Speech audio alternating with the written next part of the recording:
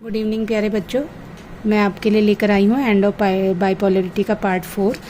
Last topic में हमने पढ़ा था कि यूएसएसआर का डिसइंटीग्रेशन हो जाता है और उसके क्या क्या चैलेंजेस थे, फीचर्स क्या क्या थे यूएसएसआर के, और उसके बाद क्या क्या कॉन्सिक्वेंसेस होते हैं और मेन रीज़न क्या थे,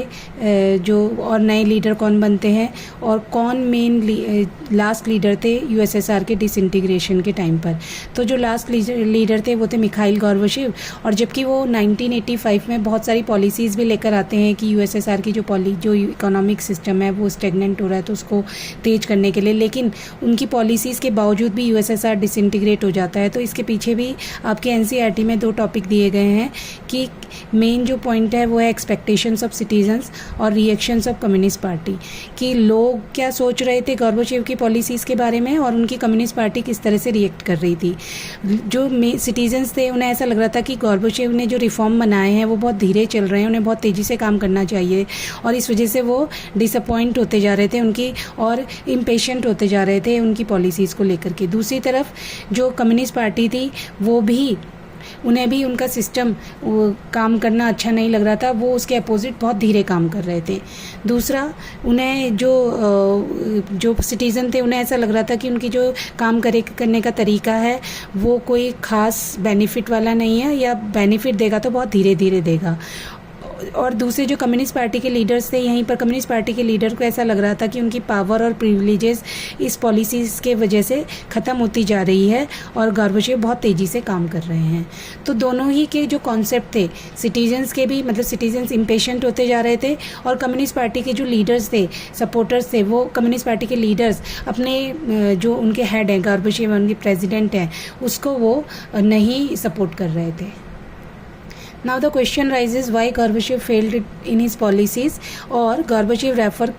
reform created a situation of tug of war। जो Gorbachev के रिफॉर्म थे वो सिचुएशन क्रिएट कर रहे थे टग ऑफ वॉर की, मतलब Gorbachev बीच में आ गए थे, एक तरफ सिटीज़न और एक तरफ उनकी पॉलिटिकल पार्टी के लीडर्स, और Gorbachev ने सब तरह से सपोर्ट खो चुके थे, मतलब कि जो पब्लिक ओपिनियन था वो भी डिवाइड हो चुका था, और वो जो उन पर ट्रस्ट करते थे वो डिसिल्यूजन्ड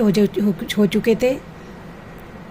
डिसइल्यूजन मीन्स वो भी उन पे भी, उनका भी ट्रस्ट उनके प्रति, गोर्बाचेव के प्रति ख़त्म होता जा रहा था, और उन्हें ऐसा लग रहा था कि गोर्बाचेव खुद ही अपनी पॉलिसीज़ को डिफेंड नहीं कर पा रहे, अपनी पॉलिसीज़ को नहीं प्रोटेक्ट कर पा रहे हैं। एक जो मोस्ट इम्पॉर्टेंट टॉपिक यहाँ पर आ रहा है वो है राइज ऑफ नेशनलिज्म। अभी तक देखो यूएसएसआर जो है, यूएसएसआर क्या है, union of Soviet social republics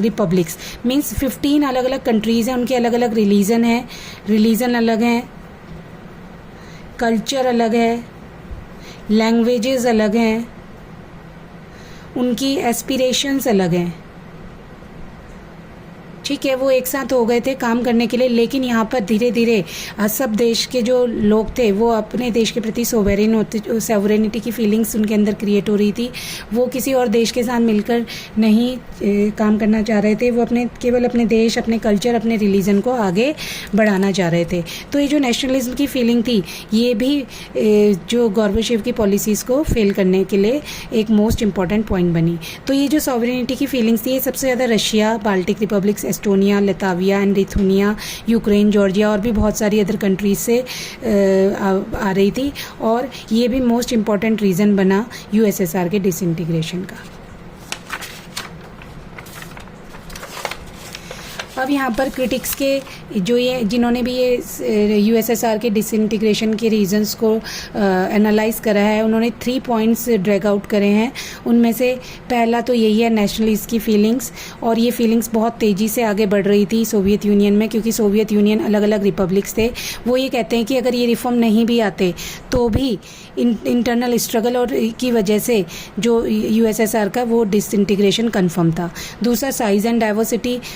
भी बहुत इम्पॉर्टेंट टॉपिक है डिसइंटीग्रेशन के लिए। इतनी बड़ी साइज़ की कंट्री को, या डिफरेंट ऑब्जेक्टिव वाले जो रिपब्लिक्स हैं जिनकी कल्चर अलग है, लैंग्वेज अलग है, उनको एक साथ बांधे रखना भी बहुत ज़्यादा डिफ़िकल्ट होता जा रहा था।